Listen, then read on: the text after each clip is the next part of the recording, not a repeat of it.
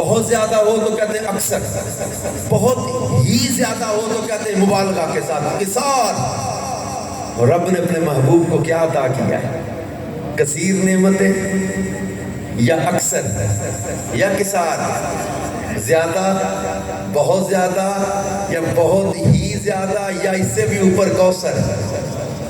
اور بہت ہی زیادہ تک تو قصار تھا، بہت ہی زیادہ تک تو قصار تھا، اور کوثر بھی اکیلا نہیں، الکوثر ہے معرفہ کے ساتھ، تو تعریف اور بڑھے گی۔ اب جہاں انسانی عقل کا تخیل تصور ختم ہو جائے، ہمارا علم و فہم ختم ہو جائے، ہمارے تخیل تصور علم ختم ہو جائیں، اس سے بھی ورا الورا ہے مصطفیٰ صلی اللہ علیہ وسلم کی شان و عظمت۔ ہم لوگ اپنی عقل کی تکڑیوں میں اس کو تولنے بیٹھ گئے، غلطی یہاں ہوئی ہے لوگوں سے۔ رسول پاک صلی اللہ علیہ وسلم کی شان و عظمت کو اپنی عقل کی تکڑی پر تولنے بیٹھ گئے۔ میرے مصطفیٰ جان رحمت صلی اللہ علیہ وسلم کو رب نے کوثر کا مالک بنایا۔ مفسر شہیر حکیم الامت مفتی احمد یار خان نعیمی لکھتے ہیں، ہے قول خدائے جن و بشر، ہے قول خدائے جن و بشر، انا اعطیناک الکوثر، رب نے جو دیا کثرت سے دیا۔ سبحان اللہ، سبحان اللہ۔ اس کلام میں اعلیٰ مفتی صاحب نے سبحان اللہ کی تکرار ساتھ رکھی ہے۔ کہتے رب نے جو دیا کثرت سے دیا، سبحان اللہ نے کثرت سے عطا کیا۔ رب نے شفاعت عطا کی تو کثرت سے، حسن عطا کیا کثرت سے، حلم عطا کیا کثرت سے، رحمت للعالمین بنا کر رحمت عطا کی کثرت سے، امت عطا کی کثرت سے، اولاد عطا کی کثرت سے، شفاعت عطا کی کثرت سے، اور علم عطا کیا تو کثرت سے۔ اب آپ خود سوچے کہ اتنی بڑی دنیا کو اللہ فرماتا ہے کل متاع الدنیا قلیل، یہ دنیا کا برتنا کیا ہے؟ قلیل ہے، تھوڑا ہے۔ ابھی پچھلے دنوں میری یو ایس اے سے واپسی ہو رہی تھی، میں یہ آیت سوچ رہا تھا، اللہ فرماتا کل متاع الدنیا قلیل۔ 14 گھنٹے کی فلائٹ تھی یار دبئی تک میری، میں راستے میں کئی بار یہ سوچتا رہا اتنی بڑی دنیا یار، سمندر ہے، صحرا ہے، وادیاں ہیں، بڑے بڑے ملک، بڑے بڑے شہر، بڑے بڑے بر اعظم، اس لاکھوں کہکشائیں، زمین و آسمان، علوم، فنون، سرمایہ، دنیا، مال، سارا کچھ، everything in this world, سب کچھ اللہ فرماتا ہے قلیل ہے۔ کل متاع الدنیا قلیل، یہ سارا کچھ تھوڑا ہے۔ جس رب کے دربار میں تھوڑے کا پیمانہ اتنا بڑا ہے، وہاں زیادہ کا پیمانہ کتنا بڑا ہوگا؟ رب نے جو دیا کثرت سے دیا، یہ سب کچھ کو اللہ فرماتے ہیں تو قلیل ہے۔ میں نے کتاب میں پڑھا حضرت وہب ابن منبہ رحمۃ اللہ علیہ، بہت بڑے جلیل القدر تابعی بزرگ ہیں غالباً یہ، حضرت وہب فرماتے ہیں میں نے 71 کتابوں میں پڑھا ہے۔ حضرت وہب کیا فرماتے ہیں؟ میں نے 71 کتابوں میں 71 بکس میں پڑھا ہے کہ تمام روئے زمین کے لوگوں کی عقل مصطفیٰ صلی اللہ علیہ وسلم کی عقل کے آگے ایسے ہے جیسے صحرا میں ریت کا ایک ذرہ ہو۔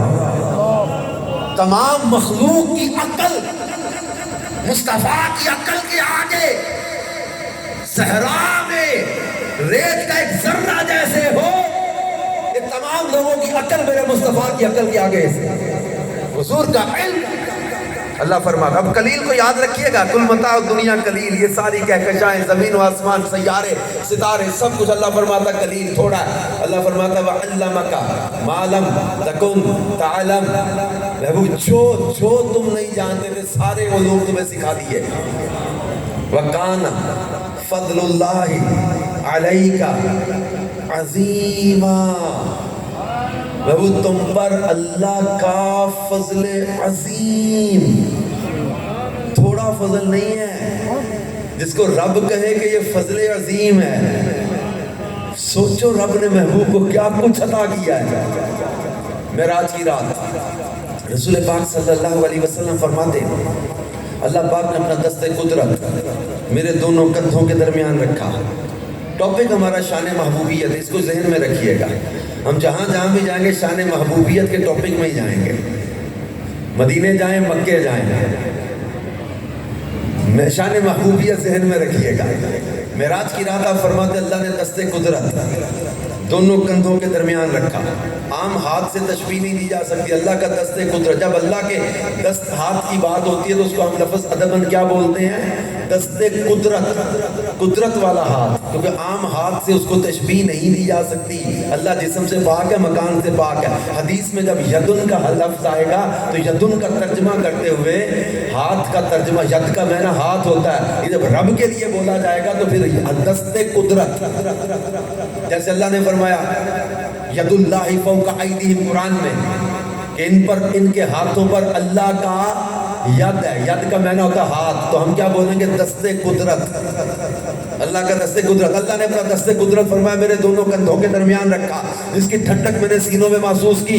پھر حضور فرماتے فعلمت ما فی السماوات والارض، جو کچھ زمین میں، جو کچھ آسمانوں میں ہے، سب علم اللہ نے مجھے عطا فرما دیا. جو کچھ تھا میں نے جان لیا. فعلم تو میں نے جان لیا، بلکہ حدیث کے الفاظ ہیں فرمایا فعرفت تو میں نے پہچان بھی لیا، میں نے پہچان بھی لیا. آپ نے وہ حدیث مجموع الزوائد کی پڑھی ہوگی، 10ویں جلد میں ہے. ایک فرشتہ کھڑا ہے بارگاہ رسالت صلی اللہ علیہ وسلم قبر منور کے پاس. حدیث ہے جہاں سے بھی کوئی درود پڑھتا ہے وہ فرشتہ نام لے کے عرض کرتا ہے حضور فلاں بن فلاں نے آپ پر سلام بھیجا. تو شبیر بھائی کا درود ہی پڑھنا صلی اللہ علیہ وسلم. آپ کے والد صاحب کیا نہیں؟ والد صاحب بھائی شبیر بھائی نے درود شریف پڑھا. میں مثال دے کے سمجھا رہا ہوں اس حدیث کو. فرشتہ عرض کرتا ہے یا رسول اللہ شبیر بن بشیر نے آپ پر سلام بھیجا ہے. حضور شبیر بن بشیر نے سلام بھیجا. حدیث میں حضور نے فرمایا وہ کہتا ہے فلاں بن فلاں نے، حضور فلاں کا بیٹا جو فلاں ہے نا اس نے آپ پر سلام بھیجا. اور یہ حدیث پڑھتے میں اکثر اسلامی بھائیوں سے کہتا ہوں کہ یار درود کی کثرت کیا کرو. جب کسی کا بار بار ذکر ہوتا رہے اور نظر اٹھ گئی کہ کون ہے جس کا اتنا ذکر ہو رہا ہے، جس طرف اٹھ گئی دم میں دم آ گیا، اس نکاح عنایت کے لاکھوں سلام. یہ حدیثیں مختلف ہیں، حضور خود بھی سنتے ہیں، فرشتے بھی پیش کرتے ہیں، فرشتہ قبر کے پاس جو کھڑا وہ بھی پیش کرتے ہیں. یہ سارے عزت احترام اور اعزاز کے لیے ہے سارا کچھ. یہ حضور صلی اللہ علیہ وسلم کے دربار کے اعزاز کے لیے ہے سارا کچھ. تو وہ فرشتہ جو قبر منور کے پاس کھڑا نام لے کے عرض کرتا ہے فلاں بن فلاں نے سلام بھیجا ہے. اب محدثین نے یہ حدیث لکھنے کے بعد لکھا ہے کہ وہ فرشتہ حضور کے در پہ جو کھڑا ہے وہ دربان کی حیثیت سے کھڑا ہے، غلام کی حیثیت سے کھڑا ہے. جب غلام کی سماعت کا یہ عالم ہے کہ دنیا کے کسی کونے کے سے بھی کوئی سلام پڑھے تو فرشتہ سن لیتا ہے. جب خادم کی یہ شان کا عالم ہے، یہ شان ہے ان کے غلاموں کی، سردار کا عالم کیا ہوگا؟ جب فرشتے کی سماعت سننے کی طاقت اتنی بڑی ہے تو آقا کی شان کا عالم کیا ہوگا؟ اچھا پھر صرف سن نہیں لیتا، وہ پہچان بھی لیتا ہے کون ہے. اچھا یہ بھی وہ جانتا ہے کہ کس کا بیٹا ہے. اس کے علم کی شان دیکھو، سماعت دیکھو. جب خادم کی شان کا یہ عالم ہے تو آقا کے علم کی شان کا عالم کیا ہوگا؟ فرماتے فعلم تو میں نے جان لیا، فعرفت تو میں نے پہچان بھی لیا. آپ نے حروف مقطعات کو پڑھا ہوگا قرآن پاک میں. حروف مقطعات پڑھے، الف لام میم، اس کا ترجمہ کیا ہے؟ کبھی پڑھا ہے نیچے ترجمہ کسی نے لکھا ہو؟ بھئی جب ترجمہ ہی نہیں پتا تو رکھا کیوں ہوا تھا؟ جب میں نہیں پتا نہیں اس میں سے کیا نماز کے مسائل نکالو، کیا حج کے مسائل نکالو گے، کب پتہ ہی نہیں، پر ترجمہ ہی نہیں پتا. ترجمہ پتا ہو تو رب کی مراد کا پتہ چلے کہ مراد کیا ہے. کاف ہا یا عین صاد کے ترجمہ کہیں پڑھا نیچے؟ ہاں میم کے نیچے کیا لکھا ہوتا ہے؟ ہاں میم کے نیچے یا ہاں میم لکھا ہوگا یا خالی جگہ چھوڑی ہوگی. ترجمہ دیکھ لے. کاف ہا یا عین صاد کے نیچے یا تو کاف ہا یا عین صاد لکھا ہوگا ترجمے میں، بھئی اس کا کوئی ترجمہ تو ہوگا، بھئی نہیں لکھا، کیوں؟